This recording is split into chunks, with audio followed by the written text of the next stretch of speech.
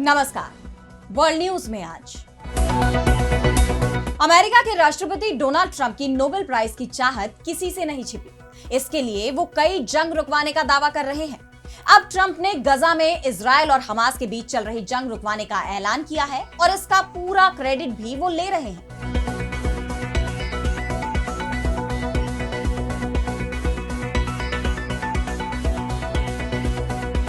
लेकिन ट्रंप के दावे को इजरायल मानने को तैयार नहीं दिख रहा है। हमास ने जो प्रस्ताव मंजूर कर लिया है उसे नेतन्याहू ट्रंप के सामने तो मंजूरी दे चुके हैं, लेकिन उससे वो पलटी भी मार रहे हैं। इजरायल गजा पर लगातार हमले कर रहा है। ट्रंप के बमबारी रोकने के ऐलान के बाद 100 से ज्यादा फलस्तीनियों की जान ले चुका है। ऐसे में सवाल ये उठ रहे हैं कि क्या ट्रंप के युद्ध विराम प्रस्ताव को ठुकराएगा इजरायल, क्योंकि ट्रंप के प्लान की कई शर्तों को अब इजरायल मानने को तैयार नहीं हो रहा है। इसी खबर पर हम विस्तार से करेंगे चर्चा, लेकिन आइए जरा उन खबरों को भी देख लें जिन पर आगे होगी बात।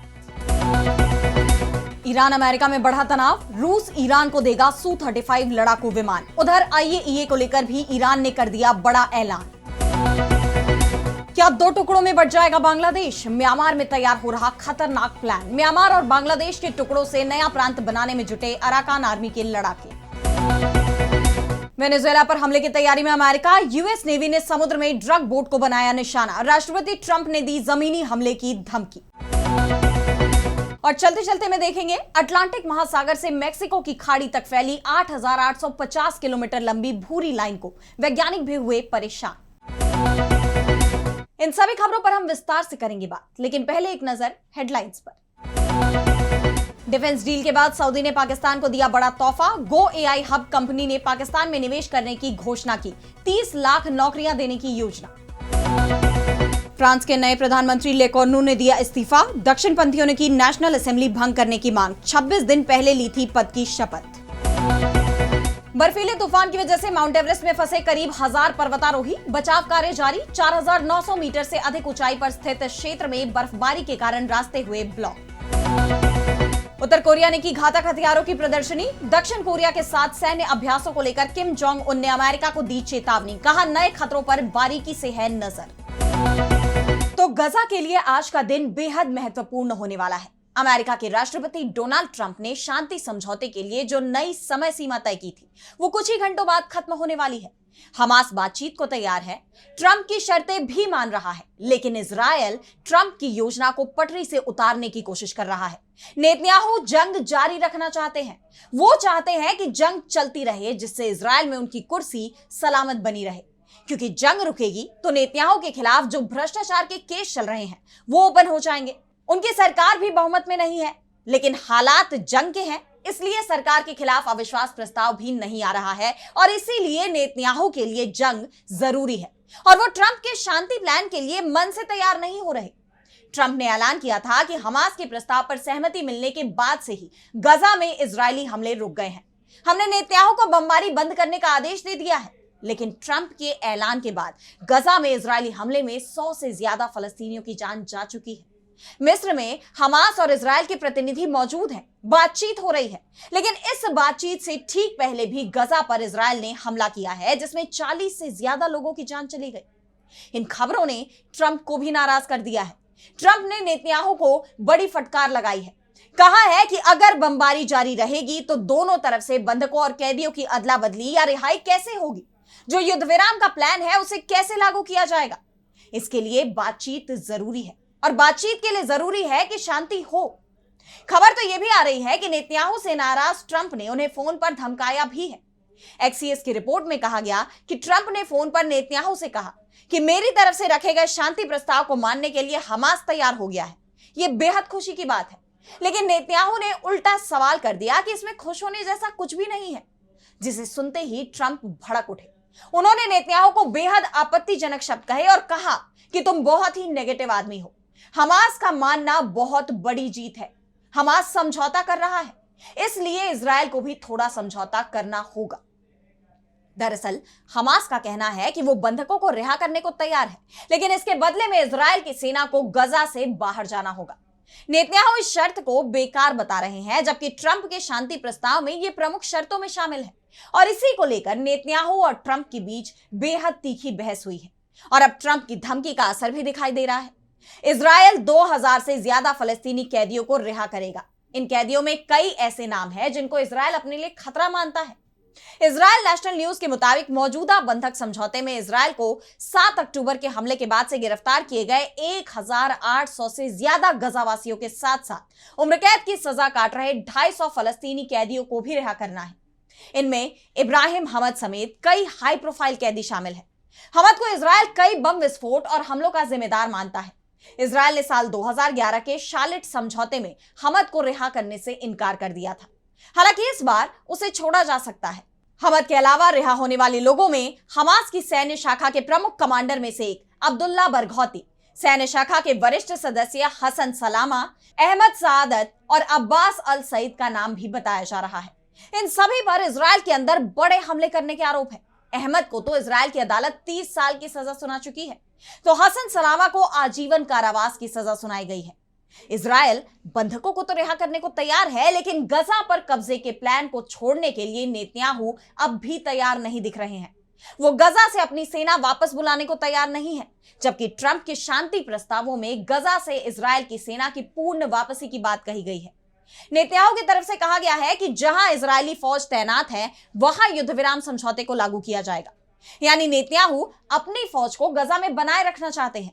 ऐसे में अगर गजा में सीज फायर नहीं होता है तो फिर इसके लिए हमास की जगह नेतन्याहू को ही जिम्मेदार माना जाएगा।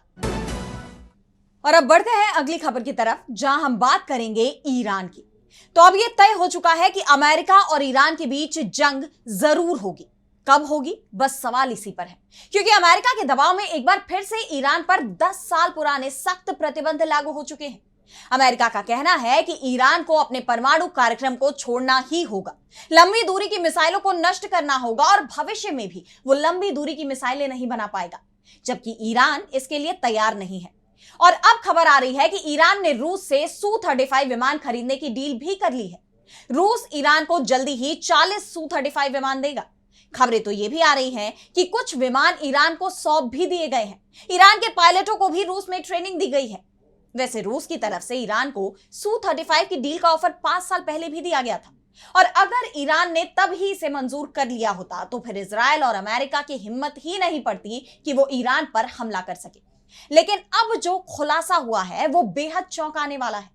आर्मी रिकॉग्निशन ने दावा किया है कि हैकर ग्रुप ब्लैक मिरर ने रूस के अंतरराष्ट्रीय सैन्य सौदों का विवरण देने वाले 300 आंतरिक दस्तावेज चोरी किए हैं। इनमें ईरान को Su-35 विमान बेचने की बात कही गई है, लेकिन यह साफ नहीं हुआ है कि विमान ईरान को मिल चुके हैं या फिर अभी मिलने वाले हैं।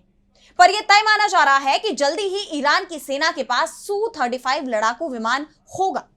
चीन से उसे J-10C विमान भी मिल चुके हैं और इसकी खबर भी सामने आ रही है, जिसके बाद अब ईरान के तेवर बेहद सख्त हो गए हैं। ईरान के विदेश मंत्री अब्बास अराक्ची ने साफ कह दिया है कि उनका देश अब अंतरराष्ट्रीय परमाणु ऊर्जा एजेंसी यानी IAEA के साथ सहयोग नहीं करेगा। IAEA के साथ सहयोग का कोई मतलब नहीं है, क्योंकि यह पूरी तरह से गैर जरूरी हो गया है। ईरान पर प्रतिबंधों के फिर से लागू होने के बाद अब इसकी कोई भूमिका नहीं रही है। अराक्ची ने कहा कि यह साबित हो चुका है कि ईरान के परमाणु कार्यक्रम का कूटनीति और बातचीत के अलावा कोई समाधान नहीं है। ईरान को कई मौकों पर सैन्य कार्रवाई की धमकियां मिली हैं, लेकिन इस समस्या का सैन्य समाधान नहीं है। तीनों यूरोपीय देश, जिसमें फ्रांस और जर्मनी के अलावा ब्रिटेन शामिल है, वो सोच रहे थे कि प्रतिबंध के जरिए ईरान को दबाव में ले लिया जाएगा, लेकिन इसके नतीजे देख लें, इन देशों की भूमिका ही कम हो गई है। इसके बाद अब बातचीत की जरूरत भी खत्म हो चुकी है। ईरान के supreme leader Ayatollah Ali Khamenei तो साफ कह चुके हैं कि ईरान अमेरिका से बातचीत नहीं करेगा, और अब जिस तरह से यूरोप के साथ भी ईरान की दूरी बढ़ती दिख रही है, उसके बाद यह तय माना जा रहा है कि कभी भी ईरान और अमेरिका के बीच जंग शुरू हो सकती है। और इसके पीछे एक बार फिर अमेरिका की तरफ से ईरान के परमाणु कार्यक्रम को लेकर बहानेबाजी की जाएगी, जबकि ईरान साफ कह चुका है कि वो परमाणु बम नहीं बनाएगा। और अब अगली खबर में बात करेंगे बांग्लादेश की। तो बांग्लादेश 2 टुकड़ों में बंट सकता है। इस बात की आशंका इसलिए जताई जा रही है क्योंकि बांग्लादेश के साथ बॉर्डर शेयर करने वाले म्यांमार की अराकान आर्मी ने इस प्लान पर काम करना भी शुरू कर दिया है। म्यांमार में 2021 में हुए सैन्य तख्तापलट के बाद से ही जुंटा शासन और विद्रोही गुट अराकान आर्मी के बीच टकराव के हालात बने हुए हैं। म्यांमार के कई इलाकों पर अराकान आर्मी का कब्जा हो गया है और अब वो धीरे धीरे अपना अलग प्रांत बनाने की तैयारी में जुट गए हैं। खबर आ रही है कि अराकान आर्मी ने एक खतरनाक प्लान तैयार किया है, जिसके तहत बांग्लादेश और म्यांमार के कुछ इलाकों को मिलाकर एक नया देश बनाने की कोशिश की जा रही है। अराकान आर्मी के लड़ाके रखाइन प्रांत को ही देश बनाने के लिए एक सीक्रेट मिशन में जुट गए हैं। रखाइन म्यांमार का एक राज्य है जो एक बौद्ध बहुल प्रांत है। यहां पर लंबे वक्त से अराकान आर्मी अलग प्रांत को लेकर लड़ाई लड़ रही है और अब उसे ही अलग देश बनाने की तैयारी शुरू हो गई है। बांग्लादेश के स्थानीय अखबार नया दिगांता के मुताबिक अराकान आर्मी के पास मौजूदा वक्त में 45,000 लड़ाके हैं। संगठन की पहली कोशिश इस संख्या को बढ़ाने की है, जिसके लिए लगातार कैंप भी लगाए जा रहे हैं। संगठन का विस्तार म्यांमार के साथ ही बांग्लादेश में भी किया जा रहा है। यह संगठन मुसलमानों का खौफ दिखाकर स्थानीय जनजातियों को अपने साथ जोड़ रहे हैं। बांग्लादेश को तोड़ने के उनके प्लान के तहत पहले पहाड़ी जनजातियों को हथियार चलाने की ट्रेनिंग दी जा रही है। ट्रेनिंग में अलग राष्ट्र की विचारधारा को लेकर जनजातियों का माइंड वॉश किया जा रहा है। अखबार में यह भी बताया गया कि अराकान आर्मी के पास फिलहाल म्यांमार के करीब 271 किलोमीटर जमीन कब्जे में है। अराकान आर्मी के लड़ाके अपने संगठन को मजबूत करने के लिए बांग्लादेश बॉर्डर से पैसे कमाने के लिए ड्रग्स और तस्करी का काम भी करवाते हैं। जिस तरह अराकान आर्मी का ऑपरेशन म्यांमार के बाद अब बांग्लादेश में भी जारी है, ऐसे में आशंका यह जताई जा रही है कि आने वाले वक्त में बांग्लादेश के भी 2 टुकड़े हो सकते हैं अगर अराकान आर्मी का प्लान सफल हो गया तो। बहरहाल लंबे समय से जारी अस्थिरता के चलते पूरी दुनिया की नजरें इस क्षेत्र पर बनी हुई हैं। और अब अगली खबर में बात करेंगे वेनेजुएला और अमेरिका के बीच बढ़ते तनाव की। तो वेनेजुएला और अमेरिका में कभी भी जंग छिड़ सकती है। पहले से ही दोनों देशों के बीच तनाव बना हुआ है। हाल ही में अमेरिका ने वेनेजुएला की नौकाओं को निशाना बनाया। अमेरिका ने दावा किया है कि जिन नौकाओं को निशाना बनाया गया उससे ड्रग तस्करी हो रही थी और ये अमेरिका का 1 महीने में किया गया 5वां हमला है, जिसके बाद से दोनों देशों के बीच का तनाव और ज्यादा बढ़ गया है। और ट्रंप यही नहीं रुक रहे हैं। अब अमेरिकी राष्ट्रपति डोनाल्ड ट्रंप ने वेनेजुएला की जमीन पर हमला करने की चेतावनी दे दी है। अमेरिका के राष्ट्रपति के मुताबिक अमेरिकी सेना ने वेनेजुएला के तट के पास कथित रूप से अवैध ड्रग्स ले जा रहे एक और जहाज पर हमला किया है, जिससे ऐसा लग रहा है कि उन्होंने वेनेजुएला के क्षेत्र में आगे भी कार्रवाई की धमकी दी है। बताया जा रहा है कि वेनेजुएला से सिर्फ 46 किलोमीटर दूर अमेरिका के वॉरशिप पहुंच गए हैं। अमेरिका वेनेजुएला की समुद्री सीमा के एकदम पास युद्धाभ्यास कर रहा है और साथ ही वॉरशिप पर मिसाइलें भी तैनात है, जेट उड़ान भर रहे हैं। और जिस तरह से अमेरिका की तैयारी दिखाई दे रही है, यह माना जा रहा है कि कभी भी वेनेजुएला पर अमेरिका की तरफ से हमला किया जा सकता है, जिससे वेनेजुएला में हड़कंप मच गया है। हालांकि वेनेजुएला ने भी एयर डिफेंस सिस्टम की तैनाती शुरू कर दी है, जिससे इस बात के आसार लग रहे हैं कि कभी भी दोनों देशों के बीच टकराव हो सकता है। इस बीच वेनेजुएला के राष्ट्रपति निकोलस मादुरो का बयान सामने आया है। उन्होंने खतरा जताया है कि अमेरिका हमला कर सकता है। हालांकि मादुरो तो लगातार कहते रहे हैं कि वो हर परिस्थिति के लिए तैयार है। दरअसल अभी जो संकेत मिल रहे हैं उसके मुताबिक अमेरिकी सेना दबाव बढ़ा रही है, लेकिन वेनेजुएला अमेरिका के सामने झुकने को तैयार नहीं है। हालांकि वेनेजुएला अमेरिका के सामने काफी कमजोर है, लेकिन कहीं ना कहीं उसे मदद भी मिलने के संकेत हैं। और अब चलते चलते मैं बात करेंगे अटलांटिक महासागर की। तो क्या आप जानते हैं कि अंतरिक्ष से देखने पर अटलांटिक महासागर में एक विशाल भूरे रंग का रिबन दिखाई देता है। यह कोई जादुई चीज नहीं है, बल्कि शैवालों यानी एल्गे की एक बहुत बड़ी पट्टी है जो 8,850 किलोमीटर लंबी है। जी हाँ, यह पट्टी अटलांटिक महासागर से शुरू होकर मेक्सिको की खाड़ी तक फैली हुई है। वैज्ञानिक इसे ग्रेट अटलांटिक सरगैज़म बेल्ट यानी GASB कहते हैं और इसकी बढ़ने की रफ्तार ने उन्हें भी हैरान कर दिया है। पिछले 15 सालों से यह पट्टी लगातार बढ़ रही है और मई में इसका वजन 37.5 मिलियन टन मापा गया था। यह भूरा रिबन मुख्य रूप से सरगाज़म नाम के शैवाल से बना हुआ है। असल में यह सरगाज़म पहले साफ पानी में रहता था और अब यह नाइट्रोजन और फास्फोरस जैसे पोषक तत्वों से भरे पानी में तेजी से बढ़ रहा है। ये पोषक तत्व खेती और प्रदूषण से आ रहे हैं जो शैवालों को बढ़ने के लिए भोजन दे रहे हैं। ये पट्टी सिर्फ एक समुद्री नजारा न रहकर एक बड़ी समस्या बन गई है। जैसे कि जब ये शैवाल बहुत घना हो जाता है तो ये सूरज की रोशनी को नीचे मूंगा चट्टानों तक नहीं पहुंचने देता, जिससे उन्हें भोजन नहीं मिल पाता।